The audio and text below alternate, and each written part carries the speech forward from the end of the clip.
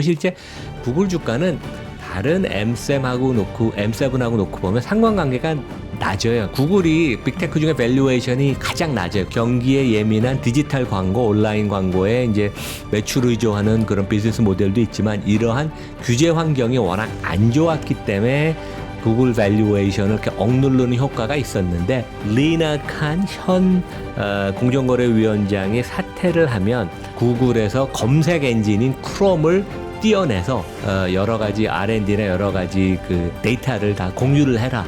그런 식의 요구가 이제는 없어질 것이라고 생각을 해서 밸류에이션이 오히려 메타 이런 쪽하고 근접하거나 또 높아질 수도 있는 그런 모습을 우리가 기대할 수 있겠습니다.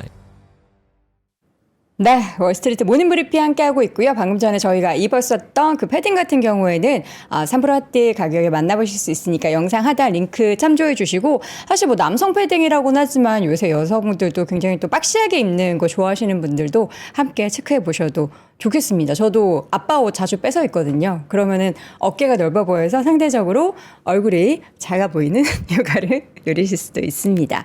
자, 이번에는 글로벌 인터뷰 연세대학교 국제학대학원 이남우 교수 함께합니다. 교수님 어서 오세요. 네, 안녕하세요. 반갑습니다, 교수님.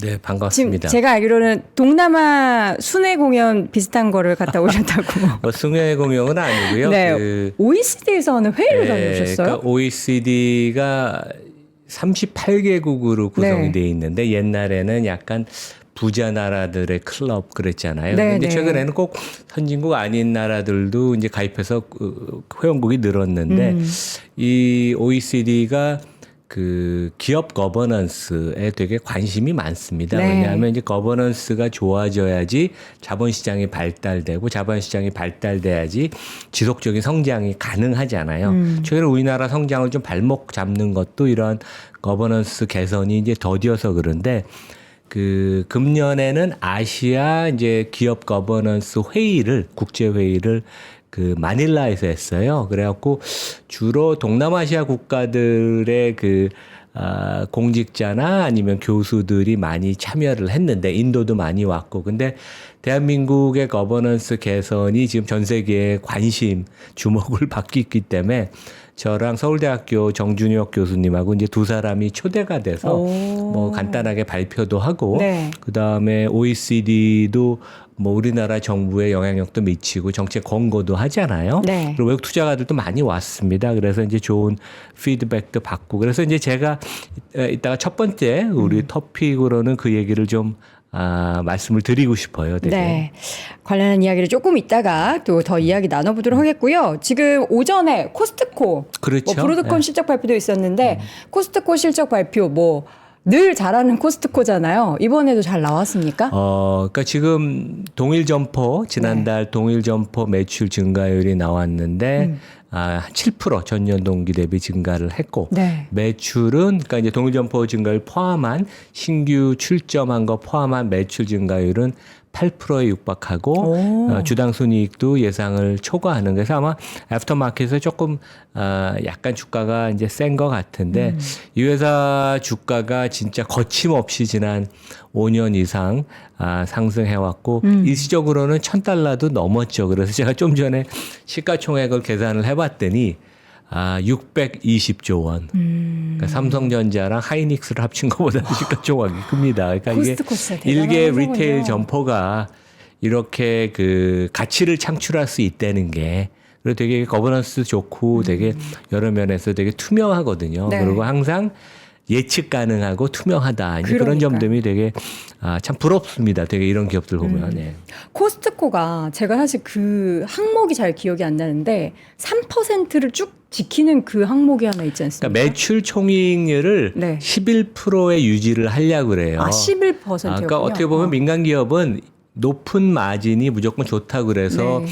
그걸 추구하는데 여기는 11%를 벌어도 워낙 회전율이 높기 때문에 네. 자기네는 ROE를 20% 이상 갖고 간다는데 11%가 왜냐하면 회사의 주주 납품하는 공급자, 그 다음에 고객이 다 만족할 수 있는 수준이 자기네가 경험적으로, 그러니까 진짜 아주 훌륭한 기업이에요, 되게. 그러니까요. 그렇다고 돈만 버는 거에 너무 욕심을 내서 네. 소비자들한테 좀 이렇게 그 어려움을 줌으로써 결국 나중에 그게 이제 나한테 피해로 돌아올 수 있는데 기업 입장에서 근데 딱 적당한 적합한 마진을 아주 유지를 하고 이제 그걸 갖고도 충분히 높은 ROE를 달성하는 그러니까 대단합니다, 되게. 그러니까 우리나라에도 사실 거대 마트 기업들이 있잖아요. 그런 기업들은 코스트코를 참 잘 벤치마킹을 해서 했으면 좋겠는데.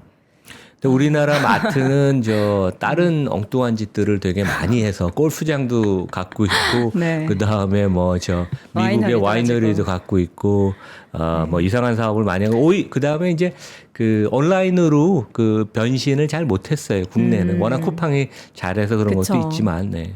자, 오늘 코스트코 실적 발표 방금 전에 확인했었던 내용들 전달드렸고요. 오늘도 빠지지 않는 영어 문장을 한번 확인해 보겠습니다. 오늘은 어떤 문장일까요? 그러니까 오늘 질문은 Have analysts overestimated 2025 EPS? 제가 이제 이 질문을 드린 배경은 주가가 너무 거침없이 물론 이제 어제는 약간 지금 이제 쉬었죠. 조정을 쉬었지만 뭐 이익 실현이라고 보면 될 것 네. 같아요. 근데 너무 거침없이 신고가를 갱신하니까 과연 지금 이제 주가의 상승은 내년에 경제 성장률이 양호하고 내년 기업이익이 사상 최고치를 경신할 것이라는 그런 가정이 깔려 있고 그것이 어느 정도 선반영되는 건데 그러면 애널리스트들이 너무 EPS 그러니까 자기 기업들 산업의 추정치를 너무 높게 공격적으로 잡은 게 아닌가 네. 이제 그런 걱정을 해요. 왜냐하면 제가 이게 우리 여행커가 답변할 것까지 다 얘기를 했네요. 근데 아니, 너무 좋습니다. 내년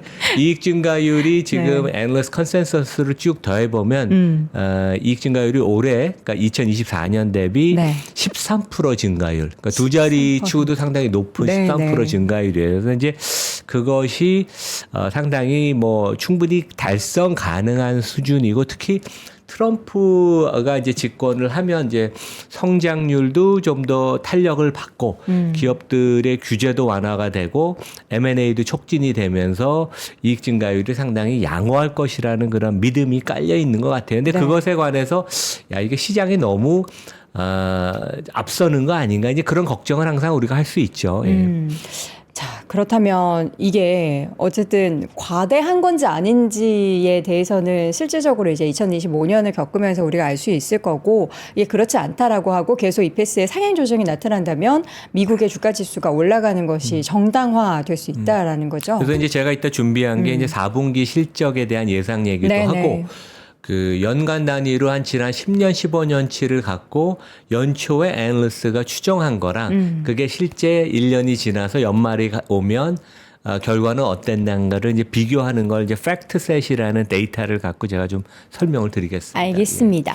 먼저 OECD 그 기업 거버넌스 국제 회의 다녀오신 내용부터 좀 들어볼게요. 어떤 이야기를 하셨어요?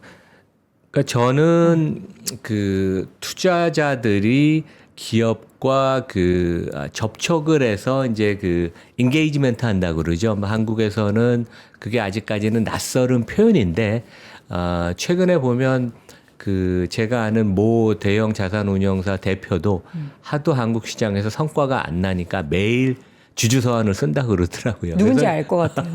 근데 이제 개인 투자가든 기관 투자가든 국민연금이든 외국인이든 기업과 계속 접촉하는 것을 그러니까 인게이지먼트인데 이제 그것과 관련돼서 이제 저는 패널 발표를 했어요. 그리고 뭐 다른 뭐 세션들은 외국인들이나 이제 일반 투자가들이 모든 주총을 참석하기 어려우니까 하이브리드로 그러니까 실제 주총도 열리고 그 다음에 원격으로 참여하는 것들 최근에 이제 그런 것들이 되게 주총의 민주화라는 측면에서 되게 중요한데 여러 가지 세션이 있었습니다. 근데 재밌었듯 여러 가지 질문들이 되게 네. 꼭 뭐 제가 발표한 세션 말고도 이제 질문들이 다양한 것들이 많이 나왔는데 네.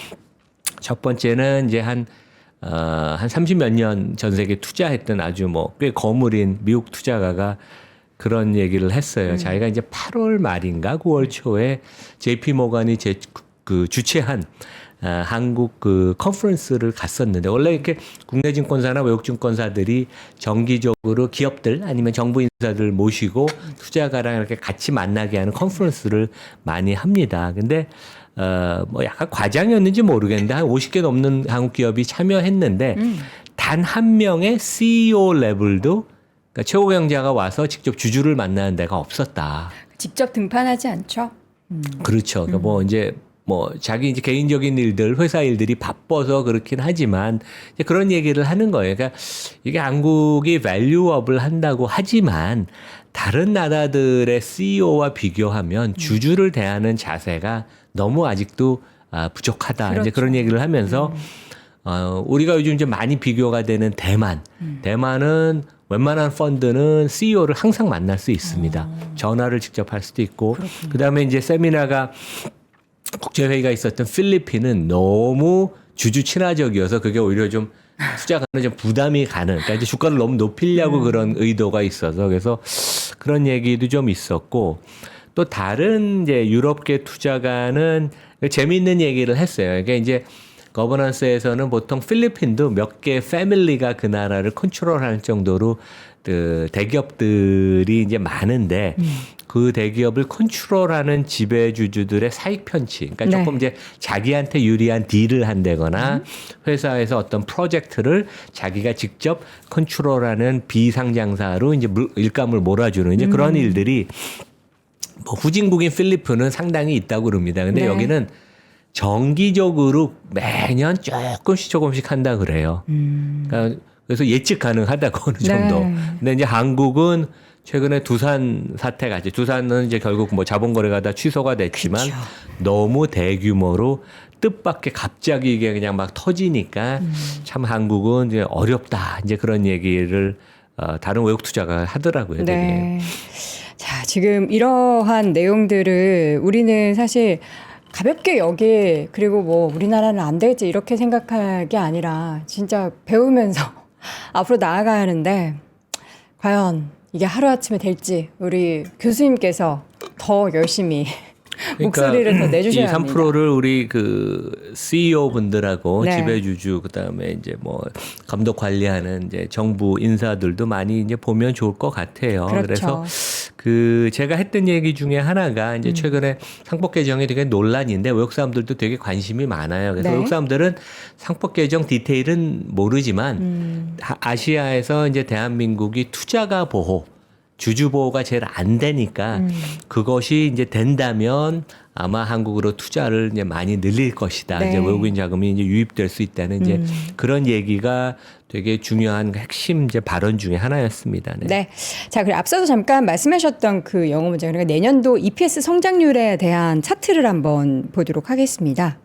그러니까 여기 이제 막대 그래프가 그 약간 좀 읽기는 어려운데 2010년부터 금년 2024년 그다음에 내년 것까지 포함되어 있는데 매 연도에 보면 왼쪽에 있는 게 실제 약간 옅은 그 회색이 뭐냐면 그해 연도에 그해 추정치 그러니까 EPS 이제 수치 S&P 500의 실제 달러 금액이고 그다음에 그 바로 옆에 있는 짙은 회색은 뭐냐면 1년이 지나서 이제 그 해가 끝날 때 실제 이제 그 기업들이 만들어낸 EPS 수치예요. 그러니까 기대치와 실제 달성한 것의 이제 차이를 보여주는데 그 대부분의 연도는 애널리스트의 기대치가 실제 좀 높아서 나중에 실제 좀 하향 조정을 하는 이제 그런 상황이 좀 돼요, 되게. 네.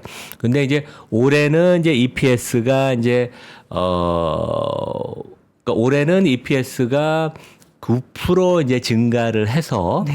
올해도 상당히 좋은데 내년에는 추가적으로 EPS 증가율이 가속화가 돼서 13%. 그러니까 이제 달러 기준으로는 275달러입니다. 그래서 이제 우리가 그 투자가분들이 미국을 대표하는 기업들의 시장 전체 펄을 계산하려면 오늘 아마 S&P 500이 6,060 정도에서 끝났을 거예요. 네. 6,060을 내년 2025년 시장 EPS 추정치가 275달러니까 6,060을 $275로 나뉘면 22배가 나와요. 그래서 이제 이미 우리가 12월이니까 올해 이익보다는 내년 이익을 갖고 이제 전망을 하는 게 맞고, 내년 이익 추정이 맞대면 지금 시장은 퍼 기준으로 한 22배의 거래가 된다. 근데 이제 미국은, 한국은 우리 기업 이익들 부침이 크잖아요. 그러니까 네. 반도체가 제일 큰 업종이고, 반도체는 실제 뭐 작년에 대부분 반도체 회사가 적자가 났던 것처럼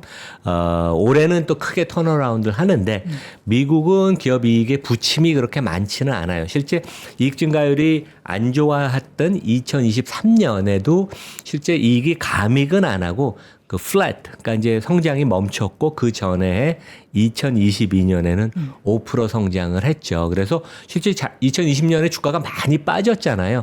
그 빠진 것은 그 다음에 이익이 증가 못하는 것이, 실제는 그 당시에서는 이익이 감익할 거를 우려를 했어요. 이제 그것이 선반영된 건데, 내년에 기업이익 증가율이 13%나 늘어난다면 그 부분이 올해 지금 최근에 특히 한 서너 달 사이에 미국 주가 많이 올랐잖아요. 이제 그런 부분이 많이 선반영된 것 같다. 근데 이제 여기서 제가 얘기가 좀 길어지는데, 가장 큰 질문은 애널리스트들이 너무 연초에 높게 그 해에 이제 그 이익 추정치를 좀 세게 추정을 하는 게 아니냐. 그래서 이제 14년 데이터를 보면 1년이 지나가면 지나갈수록 애널리스트들이 하향 조정을 꽤 많이 하더라. 근데 이제 실제 금융 위기나 우리가 예측하기 어려운 그런 돌발 변수가 없으면 그 이익 추정이 하향 조정되는 폭은 크지 않아서 내년 이익이 한 13% 늘어난다는 것을 우리는 어느 정도 사실로 받아들일 수 있지 않나. 이제 그것이 이제 팩트셋이라는 그 되게 전문 분석 기관의 결론이고, 저도 이번에 이제 트럼프가 집권하고 여러 가지 기업의 우호적인 환경이 형성이 되면서 어느 정도 뭐 괜찮게 우리가 믿어도 되는 게 아닌가, 이제 그런 생각을 해보는 거고, 네. 22배의 퍼는 조금 부담이 가는 수준이긴 하지만 이익이 견조하다면 시장은 크게 무너지진 않을 것이다. 이제 그런 생각을 해봅니다. 네. 올해 4분기 실적에 대한 애널리스트들의 평가는 과연 어떨까요? 지금 뭐 평균보다 좀 낮게 잡고 있는지. 이제 좀 전에 말씀드린 건 이제 내년 2025년이고 이제 지금 우리가 12월이니까 12월이 포함된 4분기의 EPS 추정치는 실제 마찬가지로 분기 추정치도 그 분기가 시작할 때, 지금 이제 4분기 같으면 10월 1일에 시작할 때 애널리스트 추정치와 이제 2달, 3달이 지나서 실제 그 분기가 마감이 될 때 애널리스트들 추정치는 그 분기가 3달이 지나가면 2.7% 보통 미국은 하향 조정이 됩니다. 왜냐하면 제가 전에 말씀드린 것처럼 미국 기업들은 분기가 마감이 될수록 약간 꼬리를 내리면서 추정치 가이던스를 낮추려고 되게 그런 모습을 하고 애널리스트를 그것을 반영하면서 조금 현실화시키는 거거든요. 근데 우리가 이제 12월 중순이 됐음에도 이번 4분기 이익 전망에 대해서 한 10% 이상 지금 이익 전망이 예상이 되는데 추정치의 하향 폭은 과거 분기에 비하면 낮다. 그러니까 이익이 상당히 견조하다는 얘기를 제가 말씀을 드리고 싶어요. 그래서 실제 4분기도 이익이 상당히 견조하고 내년도 이익이 괜찮다, 좋다 이제 말씀을 드리겠고. 네. 그러면 이제 어디 업종이 이익 조정이 상향이 조정이 됐고 4분기 수치를 놓고 보면 어디가 많이 하향 조정이 됐냐가 이제 중요한데. 네. 지금 보면 커뮤니케이션 서비스 쪽이 가장 많이 지금 눈에 띄는데 저쪽에 포함된 기업들은 대표적으로 뭐 알파벳, 구글, 메타, 그다음 최근에 뭐 네. 주가가 좋았죠. 네, 그다음에 뭐 우리 넷플릭스도 여기 포함이 돼 있고, 물론 전통적인 통신업체들 네. AT&T, 베라이즌도 포함이 되는데 여기는 오히려 4%가 상향 조정이 됐고 하향 조정 폭이 극히 적은 데가 그 밑에 내려와 보면 IT. 그 다음에 consumer discretionary. 네. 우리가 보통 이제 M7이라고 얘기하는 종목들이 이제 포진된 업종들이 이익 전망이 유지가 되거나 상향 조정이 돼서 실제 지금 12월만 해도 지금 한 2주 정도 됐는데 S&P 500은 지수가 별로 안 올랐는데 시장 전체는 M7은 11%가 올랐거든요. 네. 그래서 이제 이러한 이익 전망이 반영이 된 거고, 오히려 최근에 주가가 많이 빠진 에너지, 머티리얼, 여기 소재 산업, 그 다음에 헬스케어 이런 데들은 이익 조정의 하향폭이 좀 컸다는 것을, 그러니까 지금 최근에 이제 업종별로 종목별로 주가가 상당히 다이나믹하게 움직인 것이 최근에 이런 이익 조정을 상대적인 모멘텀을 좀 반영하고 있다. 그래서 펀디멘털로 어느 정도 설명이 될 수 있다니 그런 말씀입니다. 그러니까 미국 기업들 같은 경우에는 이렇게 명확한 기준에 의하여 주가가 정말 합리적인 방향으로 딱 가잖아요. 정말 안 좋으면은 안 좋은 것을 반영해서, 좋으면은 좋은 것을 반영해서 움직이는데, 우리나라 주식 투자하셨던 분들은 아무리 좋아도 주가가 갑자기 하락하기도 하고 안 좋은데 갑자기 주가가 오르기도 하니까 판단하기가 너무 어려워서 미국 주식이 이래서 합리적이라고 하고 그러구나. 그러니까 예측 가능성과 이제 투명성이 미국 기업이 좀 높고, 그렇죠. 워낙 이제 자본시장 역사가 오래된 것도 있고, 한국 기업은 조금 어려운 게 워낙 산업 구조가 우리가 경기에 민감해요. 네. 반도체, 자동차, 철강, 뭐 유화 이런 게 조금만 경기가 변해도 기업이익의 그 증폭이 엄청나게 커서 좋게 얘기하면 다이내믹하지만 실제 추정하기가 어려워서 그것도 이제 어떻게 보면 이제 밸류에이션 디스카운트 요인이긴 합니다. 네. 예. 자, 이제 기업들이 노력은 좀 더 할 수는 있겠죠. 되게. 그렇죠. 예.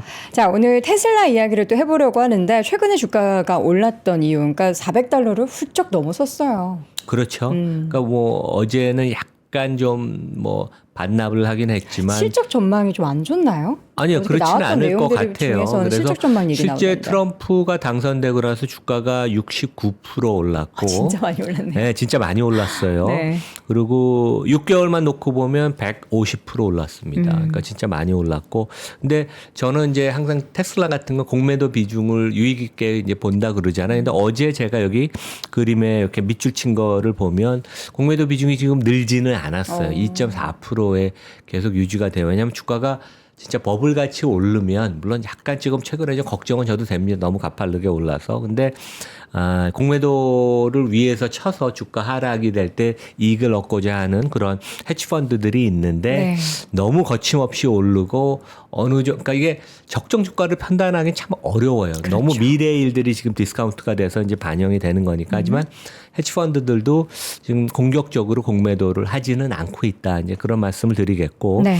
제가 실제 8월에 미국 가서 풀 셀프 드라이빙 시운전하고 나서 제가 깜짝 놀랐다고 그때 말씀을 드렸잖아요. 이제 거의 완벽한 자율주행 기술도 있었고 3분기 실적도 되게 양호했고 일론 머스크가 강한 자신감을 표출했거든요. 제가 이제 영상 화면을 보여드리는데, 최근에 이제 주가 강세 이유는 이렇게 볼 수 있는 것 같아요. 첫 번째는 지금 11월하고 12월 11일까지, 그러니까 지난 한 6주간 중국이 지금 가장 큰 시장이거든요. 테슬라 입장에서는. 근데 중국에서 전기차 판매가 아주 호조를 보이고 있다. 오. 그래서 이제 그러한 펀디멘털, 그러니까 이제 실적도 상당히 괜찮을 수 있는 그런 것을 뒷받침해주고, 그 다음에 이제 이것은 미래의 기대감이긴 하지만 테슬라 주가의 뭐 한 7, 80%를 설명할 수 있는 full self driving, 그 다음에 로봇 택시 관련해서도 이제 연방 정부, 그러니까 지금 트럼프가 워낙 막강한 영향력을 행사하니까 연방 정부의 승인도 낙관을 할 수 있는 게 아닌가. 시장은 일단 그렇게 판단을 하고 있습니다. 근데 우리가 좀 주의해야 되는 것은 실제 미국은 주 단위, 그다음에 그것보다 더 작은 조그만 그 도시 단위, 로컬 레벨에서의 또 승인도 중요하기 때문에 연방 정부가 무조건 한다고 캘리포니아 주가 또 안 따를 수도 있거든요. 그런 점은 우리가 조금 주의 깊게 봐야 되고, 네.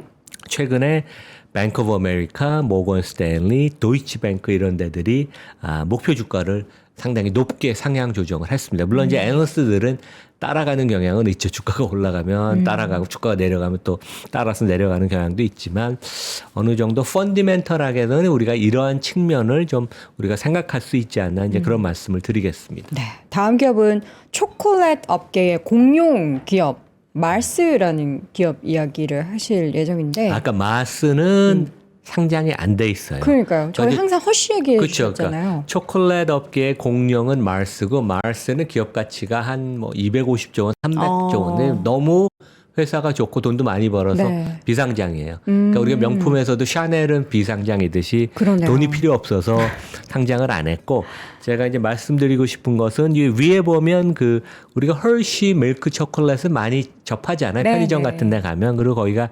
킷캣이라는 거도 이제 갖고 있고 그래서 헐시는 제가 되게 좋아했던 계속 처음부터 좋아했던 초콜릿의 상당히 그 프리미엄 회사고 영업이익률이 한 20%가 넘고 그렇습니다. 근데 최근에는 이제 그 원재료인 코코아 카카오. 값이 올해 한 2배 이상 올라서 네. 조금 어려움을 겪기는 하는데 그래서 주가가 좀 최근에 좀 약세를 보였죠. 그래서 이제 거기를 그 몬델레스라는 그러니까 위에 지금 이 사진은 그 헐시의 그 제품들을 제가 그 사진을 올렸고 아래는 몬델레스라는 그 헐시보다 한 2.5배 큰 그 과자 업체 여기도 초콜릿을 많이 만드는데 거기에 이제 제품들 사진을 올린 거예요. 여기는 보면 우리가 잘 아는 리스 비스켓도 만들고 오레오 초콜릿도 만들고 뭐 다양한 우리가 이제 그 익숙한 그 브랜드도 만들어요. 네. 근데 이제 헐시는 제가 처음 한 4, 5년 전에 책을 만들 때 추천할 때보다 주가가 엄청 많이 올랐다가 최근에는 좀 반납을 했는데 여기는 이제 펜실베니아가 본사가 있고 19세기에 그 헐시라는 그런 가문이 만든 회사예요. 그래서 실제 그 의결권은 여전히 그 헐시 가문이 그 신탁 재단을 만들어서 이제 거기가 의결권을 대부분 갖고 있는데 워낙 좋은 회사여서 주가도 많이 오르고 밸류에이션이 한 25배, 30배까지 갔다가 최근에 코코아 가격이 급상승을 해서 원재료 값이 부담이 되고 그다음에 이제 그 코로나 시기에 계속 초콜릿 값을 많이 올렸어요. 그러면서 이제 마진이 개선이 되긴 했지만 오히려 그것이 지금은 역풍으로 너무 초콜릿이 비싸니까 소비자가 조금 저항을 하는 그런 모습을 보여서 최근에 이제 주가가 약세를 보이는데 여기 이제 그림을 보면 뭐냐 하면 지난 일주일 동안 차트인데 우리가 12월 9일 날 주가를 보면 갑자기 175달러 하던 게 200달러 이상으로 넘었잖아요.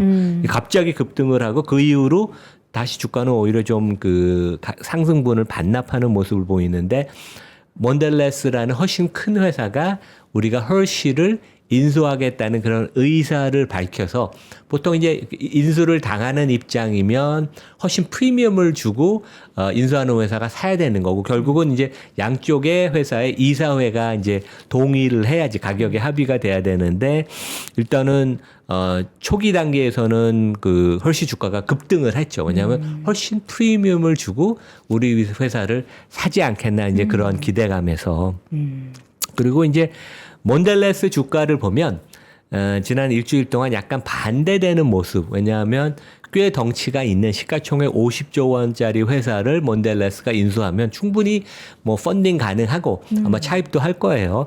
하지만 프리미엄을 많이 주고 산다면 왜냐하면 2016년에도 몬델레스가 헐시를 인수하고자 했는데 헐시가 이 패밀리 기업이니까 되게 프라이드도 있고 우리는 뭐 인수 안 당하겠다. 이제 그런 좀 강한 거부감을 해서 그 당시에도 거부가 됐는데 이번에도 어떻게 될지 모르지만 좀 프리미엄을 많이 주고 사야 되는 게 아닌가 이제 그런 걱정을 해서 실제 12월 9일 날 그런 루머가 발표가 됐을 때는 오히려 몬델레스 주가는 많이 빠졌어요. 왜냐하면 인수회사를 고가에 살 수 있으니까. 그래서 이제 실제 여기는 시가총액이 보시다시피 한 100조 원이 넘는 이제 그런 건데 일단 헐시 재단이 최근에 뭐냐면 헐시 주가가 지난 1년 사이에 많이 빠졌고 너무 우리 회사 주가가 저평가된 상태이기 때문에 그리고 우리는 프라이드가 있기 때문에 웬만한 가격에는 팔지 않을 것이라는 이제 그런 거부 의사를 표시를 해서 일단은 잠잠해졌는데 이러한 이제 제가 말씀드리고 싶은 게 이러한 M&A가 트럼프가 집권을 하면 어마어마하게 많이 증가할 것이고 이미 그러한 이제 물꼬가 지금 터지기 시작했어요. 그래서 골드만삭스는 어제 발표한 내용을 보니까 공식적으로 2025년에 미국 전체 M&A 딜이 금년보다 최소한 25% 이상 증가를 할 것이다. 그래서 이제 그런 것은 기업들이 자신감이 있기 때문에 그런 거거든요. 그래서 최근에 미국 기업들의 CEO들의 그 컨피던스 레벨, 신뢰도, 자신감의 그 서베이를 보면 아주 높은 수치를 기록을 합니다. 그래서 이거 어떻게 보면 경제나 자본시장 입장에서 상당히 좋은 거라고 우리가 얘기할 수 있겠습니다. 네. 이어서는 FTC 그 위원장 선출 관련해서 이 인물이 어떤 의미하는 바가 있을까요? 그러니까 제가 이 그 허쉬 몬델레스 딜을 얘기한 게 네. 결국은 그 이번에 이제 페어 트레이드 커미션 한국으로 치면 공정거래위원장에 네네. 그 트럼프가 이제 선임을 한 그 변호사 출신의 공화당 인사. 그러니까 이분이죠. 여기 보면 약간 이제 수염이 있는 앤드루 포거슨이라는 사람. 근데 저는 되게 그 정권이 바뀌거나 아니면 정권 집권 중에도 어떠한 인사를 임명하느냐가 되게 중요하다고 생각을 해요. 특히 네. 트럼프는 정책을 워낙 세게 하는 사람이니까. 그쵸. 그래서 재무장관에서의 스콧 벤셋을 임명했을 때 저는 되게 좋다고 그때 얘기를 했고 실제 이 앤드루 포거스는 이미 공정거래위원 5명의 위원 중에 한 명으로 활동을 하고 있고 위원회에서 이제 위원장으로 승진을 하는 것인데 상당히 빅테크에 대해서 조금 감시 견제는 하지만 시장 친화적이어서 전반적으로 자본시장에 되게 좋고 그다음에 빅테크를 그동안 억눌러 왔던 리나 칸이라는 30대 초반의 예일대 출신의 그 젊은 변호사 법대 교수보다는 훨씬 유연한 모습을 보일 것이라 그래갖고 되게 이제 긍정적이고 이제 이 점을 우리가 조금 주목해야 될 것 같습니다. 네. 그래서 실제 이 그 앤드루 포거슨이라는 사람은 이제 과거를 보면 너무 독점이 심하면 그것에 대해서 견제를 감시를 해야 되는 건 맞지만 합리적인 판단을 하고 오히려 빅테크에 대한 감시는 이 기업들이 too big, 너무 커지는 그 자체를 경계하는 것보다는 빅테크가 특히 소셜미디어들이 언론의 그 표현의 자유를 이 통제를 하면 그것에 대해서는 이제 감시를 해야 된다는 거여서 실제 빅테크에 대해서 그러한 부정적인 그 정책은 이제 많이 사라질 것이라는 이제 그런 기대감이 시장에서 되게 많아요. 그리고 실제 이것과 관련돼서도 이제 JP 모건의 그 사장급인 그 CFO가 이런 얘기를 했어요. 그래서 경기도 지금 좋고 M&A가 활성화가 되면서 금융주들의 IB 수수료가 엄청나게 증가를 하는 것이 이미 시작이 됐다. 그래서 최근에 보면 우리 뭐 JP 모건, 시티, 뱅크 오브 아메리카, 웰스 파고 이런 금융주들이 엄청 그 주가들이 많이 올랐지 않았습니까? 그래서 이제 이런 것들이 다 맞물려 있어요. 최근에 빅테크의 주가 상승, 그 다음에 미국의 페어 트레이드 커미션에 훨씬 유연한 위원장이 선임이 된 거, 그 다음에 이런 M&A가 활성화가 되면 금융업종이 다시 호황을 누리는 이제 그런 것들이 다 맞물려서 미국 시장에 되게 견조함을 보이고 있다. 이제 그런 말씀을 드리겠습니다. 네. 자, 이어서는 그 M7과 상관관계가 낮은 구글, 그러니까 구글의 주가가 최근에 양자 컴퓨터 관련한 칩 개발 소식으로 엄청나게 급등을 했는데 M7과 상관관계가 구글이 낮습니까? 그러니까 실제 어제 뭐 국내도 아마 네, 그랬다고 네. 전 얘기 들었는데 양자 컴퓨터 테마가 엄청 맞아요. 핫했다고 네, 워낙 어제 그제 시장이 이틀 동안. 별로 안 좋아서 이제 저도 그런 언론 보도를 접했는데 그 구글의 그 윌로우라는 양자 컴퓨터 칩을 개발한 건 뭐 대단한 것 같아요. 근데 구글이 그러니까 화수 이틀 동안 주가가 한 10%, 한 12% 아마 올랐던 것 같아요. 오른 것의 가장 큰 것은 제가 조금 말씀드린 그 미국 페어 트레이드 커미션의 새로 선임된 위원장이 좀 시장 친화적이고 유연한 사람이어서 그동안 리나 칸 전 위원장은 구글을 지금 해체해라. 거의 이런 식의 강한 그 강성론자였는데 이제 그런 면에 있어서는 오히려 이러한 그 유연한 독점 이런 공정거래 관련된 이러한 그 미국 정부 정책의 선회가 구글 주가, 알파벳 주가를 더 끌어올린 더 큰 이유이다. 그리고 실제 구글 주가는 다른 M7하고 놓고 보면 상관관계가 낮아요. 그러니까 다른 데가 셀 때 여기는 주가가 약세를 보이고 오히려 구글 주가가 강세를 보일 땐 다른 M7은 좀 쉬어가는 그런 모습을 보여서 그런 면에 있어서도 되게 매력적인 그 주식이다 말씀을 드리겠고 올해 뭐 쉬어가는 것 같긴 하지만 결국 금년 들어서 주가가 40% 올랐습니다. 알파벳도. 그러니까 주가가 상당히 좋은 회사다. 이제 그런 얘기를 제가 다시 말씀드리겠고. 네. 이번에 월가에서 이제 나오는 얘기가 리나 칸 현 공정거래위원장이 사퇴를 하면 이 빅테크를 해체하라는 그런 요구 주장, 그다음에 이제 법원에서도 그런 재판이 진행되고 있잖아요. 네. 가장 대표적인 게 이제 구글에서 검색 엔진인 크롬을 띄어내서 이것을 거의 뭐 공개해서 여러 가지 R&D나 여러 가지 그 데이터를 다 공유를 해라.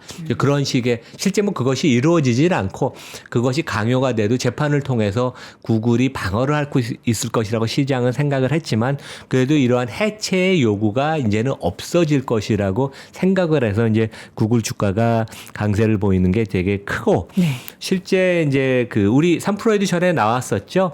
그 웨드부시의 댄 아이브스가 이런 그 보고서를 냈어요. 그래서 실제 빅테크한테는 크리스마스 선물이 생각보다 빨리 도착했다. 그 가장 선물은 이번에 앤드루 포거슨이 FTC 그 위원장으로 선임된 게 그 다시 이들 기업이 그러니까 이제 그 동안은 특히 그 공정거래위원회가 되게 예민했던 게 이런 빅테크가 M&A를 통해서 그 수직 계열화를 작은 회사를 인수해서 수직 계열화 특히 AI 부분의 회사를 그 이제 그 인수해서 이제 잠재 경쟁자를 없애는 거 아니에요. 그런 거에 대해서 강한 거부감을 표현했었는데 네. 그동안은 이번 트럼프 행정부에서는 회사가 커지는 거에 대한 거부감 자체는 없을 것이어서 그렇게 수직적인 계열화를 가는 M&A도 가능하지 않을까. 이제 그래서 이 빅테크 기업들의 경제적인 해자, 그러니까 economic technology moat라고 그러죠. 경제적인 기술적인 해자가 더 높아지고 커질 것이라고 그래서 상당히 긍정적인 그런 이제 반응을 우리가 월가에서 볼 수 있습니다. 네. 네.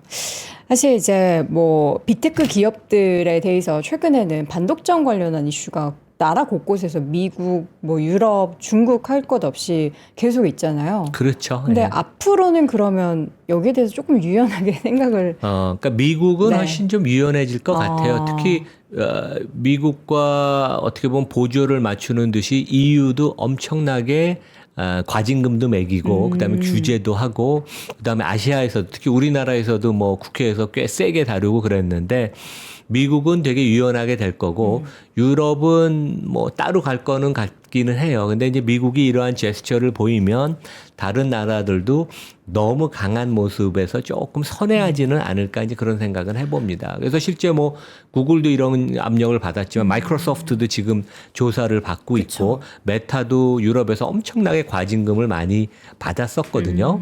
그리고 국내에서도 뭐 애플이건 이런 빅테크들이 국내에서 세금을 안 낸다. 그리고 실제 그 매출의 부킹은 실제 뭐 싱가포르나 이런 세금이 낮은 데로 잡히니까 이제 그런 거에 대해서 시비를 많이 걸었는데 물론 진행 중인 거는 어느 정도 마무리가 되겠지만 조금 다른 나라들도 유연해지지 않을까 이제 그런 생각을 해봅니다. 그럼 최근에 구글의 주가가 사실 올랐던 게 양자 컴퓨터 칩 얘기로 촉발되기는 했지만 이러한 부분도 상당히 그건 이제 국내에서 그렇게 해석을 하는 거고 상당 부분 미국에서 영향이 가장 크게 있었군요. 해석한 거는 그 구글이 빅테크 중에 밸류에이션이 가장 낮아요. 그것도 그러니까 뭐 2025년 기준으로 최근에 주가가 급등을 했어도 21배, 22배밖에 안 되거든요. 근데 네. 밸류에이션이 억눌려 있는 것은 이제 가장 큰 이유는 경기에 예민한 디지털 광고, 온라인 광고에 이제 매출 의존하는 그런 비즈니스 모델도 있지만 이러한 규제 환경이 워낙 안 좋았기 때문에 구글 밸류에이션을 이렇게 억누르는 효과가 있었는데 그것이 이제 거친다면 밸류에이션이 오히려 메타 이런 쪽하고 근접하거나 또 높아질 수도 있는 이제 그런 모습을 우리가 기대할 수 있겠습니다. 네, 알겠습니다. 사실 양자 컴퓨터 얘기만 집중을 했어가지고 이런 뒤에 정말 크잖아요. 사실 구글에 그러니까 있어서의 미국의 지금 가장 큰 관련한, 변화, 네. 규제 완화. 그런 규제 완화에 대한 분위기가 뭐 마이크로소프트도 그렇고 구글에도 그렇고 엄청나게 영향을 미친 내용이기 때문에 우리가 이 부분을 계속해서 더 유념해서 지켜봐야겠습니다.